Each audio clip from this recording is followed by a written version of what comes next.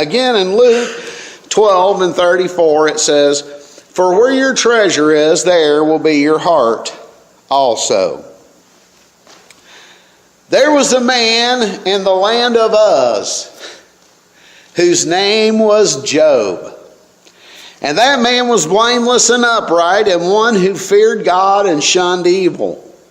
And 7 sons and 3 daughters were born to him. So I want you to put this in your mind, what all this man had. God had blessed him up one side and down the other. Also, his possessions were 7,000 sheep, 3,000 camels, 500 yoke of oxen. Now, it's a pair. That's 1,000 total. 500 female donkeys. And a very large household, so that this man was the greatest of all the people in the east. And his sons would go and feast in their houses, each on his appointed day, and would send and invite their sisters to eat and drink with them.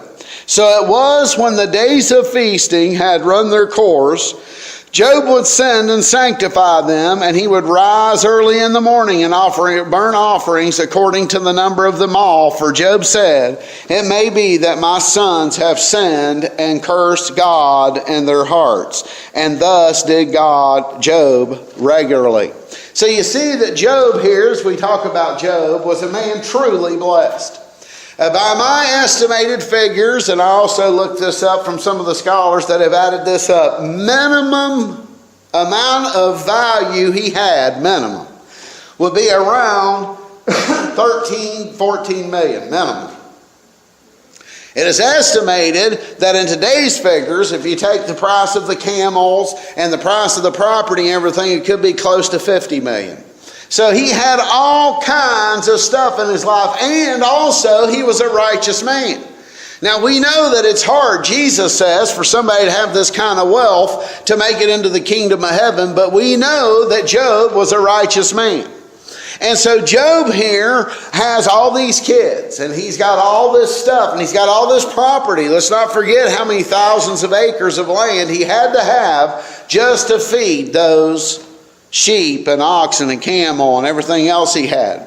And so Job was worried about his children too. So you would say Job had some massive treasures in life, wouldn't he? He was worried about his children. He wanted to make sure that his kids were living righteous and living holy. And so you guys the same way? You want your kids to do right. You want them to be in heaven, for you're going to go before they are, most likely. And you'd like to see them on the other side. And this is what Job worried about. So Job had all this stuff, and Job was also faithful to God, and he loved God, and he was trying to make sure that his kids loved God, and Satan considered him. And it says here, and we'll read a little bit more if you don't mind, it says, "There was a day when his sons and daughters were eating and drinking wine in their oldest brother's house." So they're basically having a family get-together. "And a messenger came to Job." Now Job's careful.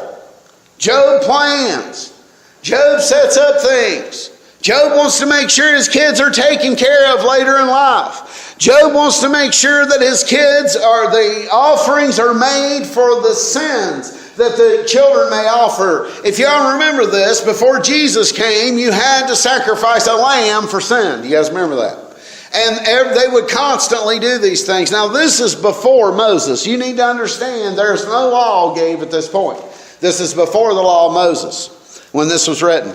And so they're plowing, and here's poor Job, and it says here that a messenger comes to Job and says the oxen were plowing, the donkeys feeding besides them, and when the Sabaeans raided them and took them away, indeed they have killed the servants with the edge of the sword, and I alone have escaped. So now he's lost oxen, he's lost his donkeys, and he alone has escaped. And all the servants that he had have been killed with the sword. While he was still speaking, another one came in also and said, "The fire of God fell from heaven and burned up the sheep and the servants and consumed them, and I alone have escaped to tell you. While he was still speaking, another also came and said, the Chaldeans formed 3 bands, raided the camels and took them away, yes, and killed the servants with the edge of the sword, and I alone have escaped to tell you. While he was still speaking, another also came and said, your sons and daughters were eating and drinking wine in their oldest brother's house, and suddenly a great wind came from across the wilderness and struck the 4 corners of the house. It fell on the young people, and they're all dead, and I alone have escaped to tell thee. And then Job arose, tore his robe, and shaved his head, and fell to the ground and worshipped. And he said, naked came I from my mother's womb, and naked shall I return there. The Lord gave, the Lord has taken away. Blessed be the name of the Lord. And all this Job did not sin or charge God with wrong. So you see here that Job had amassed all kinds of things. He had amassed massive wealth. And he had some treasures that he would hold close to him in life. This is normal for men to hold these things close to you in your life. It's normal to want to be close to your family. This is normal. And Job had all these treasures. And you know, the devil felt that if these treasures are taken away, that Job will turn against God and he will now start serving me. And we see this did absolutely no good. So what Jesus wants us to know today is some of you have lost some things in life. Some of you have your plans have been totally messed up. You had thought that this was a treasure. You held to this. You grasped to it and you think to yourself, this will be my treasure. But look at what happened here to Job. It teaches us the vanity of having treasures on this earth when we need treasures in heaven. Every treasure you set up on this earth, and I beg you to look at this.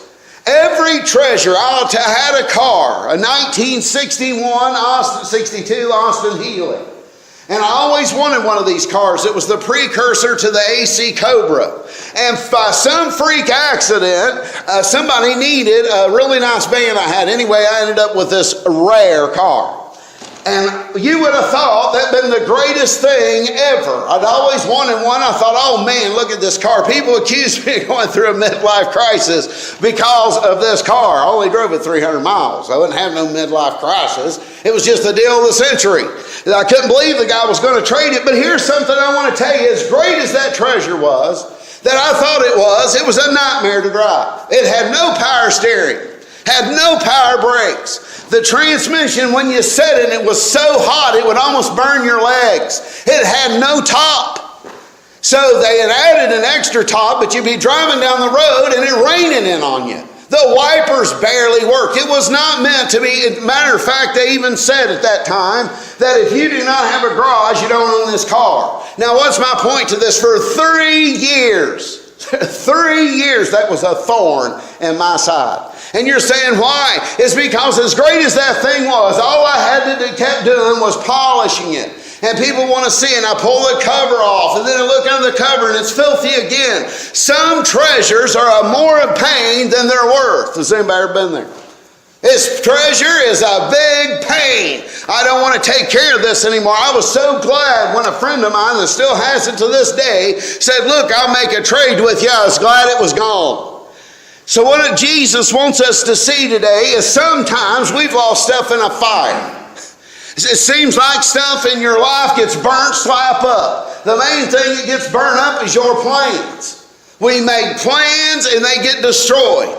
A lot of us would say today, especially the older generation would say, boy, I thought I'd be further along or things would be different. Can anybody say that?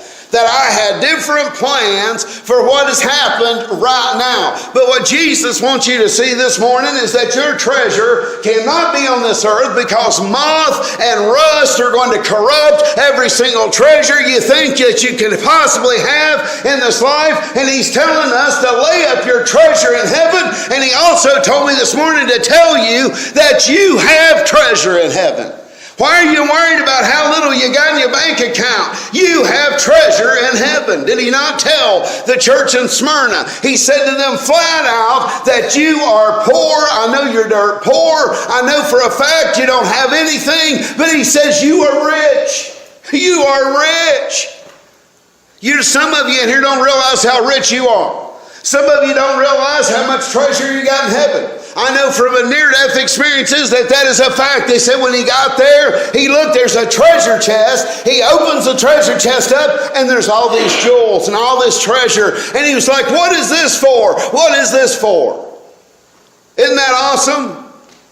See, you think you've not been successful in this life. I'm sick of the world. I'm sick of it.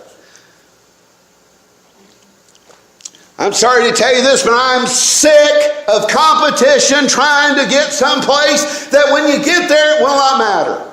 Sick of it. I'm sick of chasing things that end up leaving you empty. Empty, church. Sick of it. No matter how many phones we get, we're not happy enough. No matter how many cars we get, we're not happy enough. We get our houses, we ain't happy enough. We think that having all this stuff makes you successful. You know what God says? False. False. Stuff does not make you successful. It might make your life easier, but it will not does not mean you're successful. There was a man, and I've told this story I think here before. He was a billionaire. This doctor tells this story, and it's terrifying. And he said, I'll give you all the money I've got. A billionaire now, $1,000 million. Doc, if you can give me 5 more minutes. I just need 5 more minutes. And the doctor says, I can't do nothing else. We have done everything he is. He's considered one of the best doctors in the world. He lived in California. And he said, I can't do a thing for you. I can't do one thing. He goes, no matter what you give me. He said, you ain't no amount of money going to fix what is wrong. Think about that. This man had worked his whole life to accumulate all this money. Accumulated it. $1 billion. Would you say he had made it? Everybody, would you say he'd made it? But because he had never laid up treasure towards God, never, that he was so terrified of death that he knew on the other side he was going to have nothing. Nothing. I'd say unto you today, it is better that things in this life have not worked out for you. It is better that your plans have not worked out for you. It's better. Why? Because you have treasure in heaven. Treasure in heaven. We are so focused, programmed from birth, to follow the junk of this world. From birth. And then once you get there, you realize how disappointing it is. So I told you last week, the famous football player said he went home after he'd won the Super Bowl. They put his ring on. All of them was out partying. And he said it just hit him in the face. He didn't feel like partying no more. He didn't feel like doing a thing anymore. You know what he did? He went home and got his gun out of his drawer and was going to kill himself.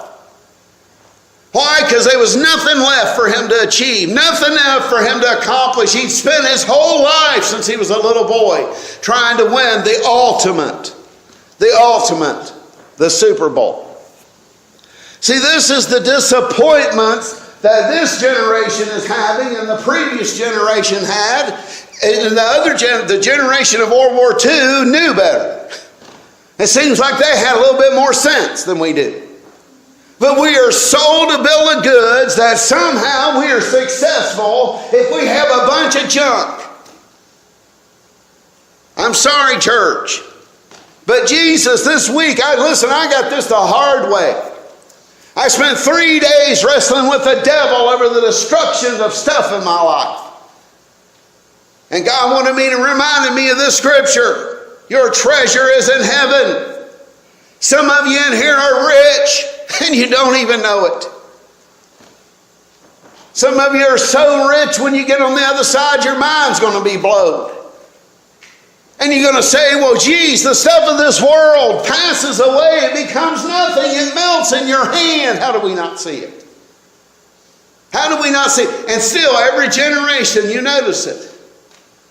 They keep doing the same pattern of behavior, feeling horrible about themselves because they didn't get the house they wanted. They didn't get the car they wanted. They thought they'd be more successful. I tell you, when you serve Christ, you are successful.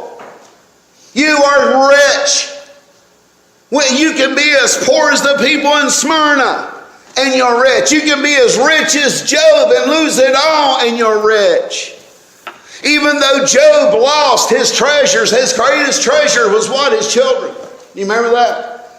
It said continually he offered sacrifices for them in case they had sinned.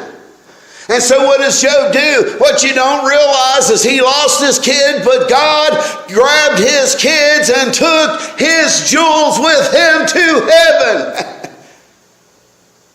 Do you see what I'm saying? Job had so much stuff, if those kids had stayed with that stuff, they could have turned against God.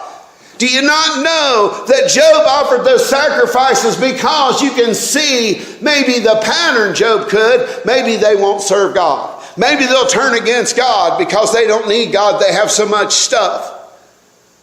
So what the devil did is he kills the kids because after permission from God, but God takes his jewels to heaven. Amen. If any of you women have ever had a miscarriage, you've got some jewels in heaven right now. See, there is no victory in that. Somebody said one time, this abortion thing is the most awful thing on the planet. Well, I do too, but them are the kids the devil will never touch. I want to shout right there. You're saying why? They'll not be tempted. The Bible says that children always behold the face of the Father.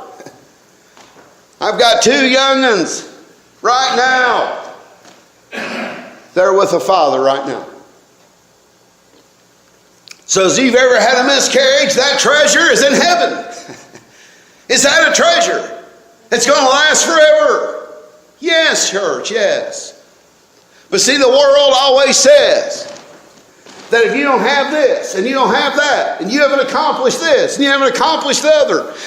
There was a millionaire that said this, that his parents moved into a community. And they thought they had made it. They had become millionaires.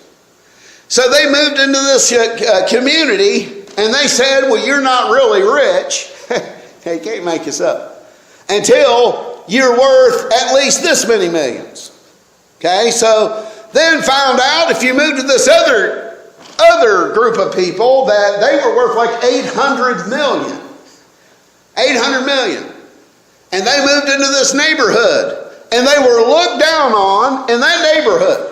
You're saying, I started laughing. I thought, well, that's utterly lunatic. You're not a billionaire. And they'd let you know it. See, you only have made it once you're a billionaire. That's what they said in this community. So they were outcast then. Everywhere they moved, trying to be accepted. You're never going to be accepted by the devil. Okay? You're never going to be accepted by him. Isn't that funny? How once you get to be a millionaire, the billionaires are making fun of you and looking at you like you're a peasant. That's just crazy, ain't it? Why? Because all their treasure is laid up on this earth, and everything they put on this earth burns up in front of their face, and they wonder why they're so depressed. What can you do? Let's look, if you don't mind here. I got a few more minutes. I'm going to read to you, and I've preached on this before. I will not ever stop preaching on this. I have told people for years, go home, brace yourself, and read the book of Ecclesiastes. Go home and read that. And you will find out the richest man that ever lived was miserable. Miserable. He says here, I said in my heart, this Solomon, I will test you with mirth. Now he's talking to himself. Therefore, enjoy pleasure. But surely, he says, this is vanity. I said of laughter, madness, and of mirth, what does it accomplish? I searched in my heart how to gratify my flesh with wine, while guiding my heart with wisdom, and how to lay hold on folly, till I might see what was good for the sons of men. I made my works great. I built myself houses. I planted myself vineyards. I made myself gardens, orchards, planted all kinds of fruit trees in them. I made myself water pools from which the growing trees of the grove. I got male servants and female servants. I had servants born in my house. I had greater possessions and herds and flocks than all were who before me. I gathered myself silver and gold and the special treasures of kings and the provinces. I acquired male and female singers, the delights of the sons of men, and musical instruments of all kinds.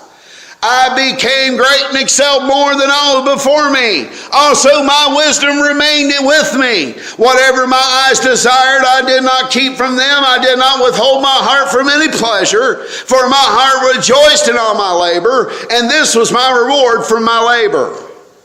Then I looked at all the works that my hands had done, and on the labor in which I had toiled. And indeed, all was vanity and grasping for the wind. There was no profit under the sun. So just when you think that truly you have been successful people will tell you when you get there, it just don't feel that successful.